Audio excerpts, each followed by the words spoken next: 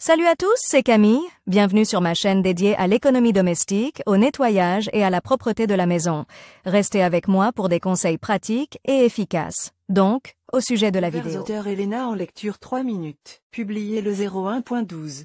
2019. Une fourchette est un couvert connu de l'humanité depuis l'époque de Moïse et des pharaons. Au départ, elles étaient faites de bois ou d'os, et dès l'Empire romain, les fourchettes en argent et en bronze sont devenues à la mode. La fourchette familière à 4 dents est apparue au XVIIIe siècle. Mais saviez-vous qu'il n'existe pas 2 ou même 3 variétés de ces couverts? Qu'est-ce qu'une fourchette? À quoi sert-elle et comment bien servir la table avec elle? Lisez tout cela dans notre article. Type de fourchette pour l'alimentation. Toutes les fourchettes sont classées en fonction de leur utilité. Les fourchettes sont classées en fonction de leur utilité.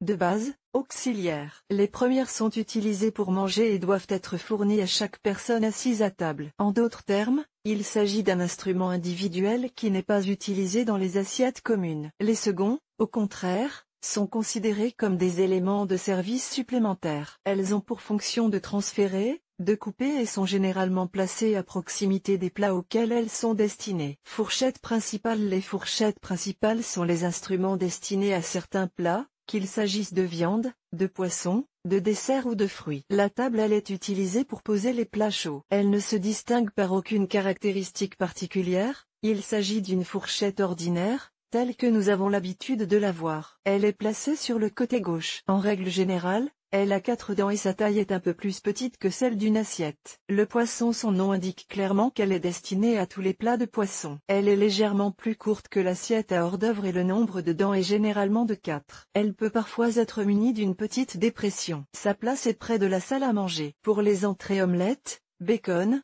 tartelettes au poulet et aux champignons, tomates ou pommes de terre farcies, crêpes, seule la fourchette à goûter est utilisée pour ces préparations. Elle est légèrement plus petite que la fourchette de table. Elle doit être placée à gauche de la fourchette à poisson. Fourchette à dessert. Elle se distingue principalement par ses 3 dents et sa petite taille. Elle est destinée au dessert, comme son nom l'indique, gâteau, mousse, pudding, cake, tarte. Elle doit être placée au-dessus de l'assiette principale, le manche à gauche, au moment de dresser la table. Les fruits. Si vous prévoyez de servir des fruits ou des salades de fruits, vous devez prévoir une fourchette à fruits à l'avance. Elle est utilisée pour manger des tranches de melon, de pommes, d'oranges, de grosses baies et de bananes. Sa principale différence avec ses frères est la présence de 2 dents. Fourchette supplémentaire. La place de ces instruments est à côté des plats pour lesquels ils doivent être utilisés. Une fourchette à fruits peut être placée séparément pour le citron, si aucun fruit n'est servi. Pour les poissons salés, harengs,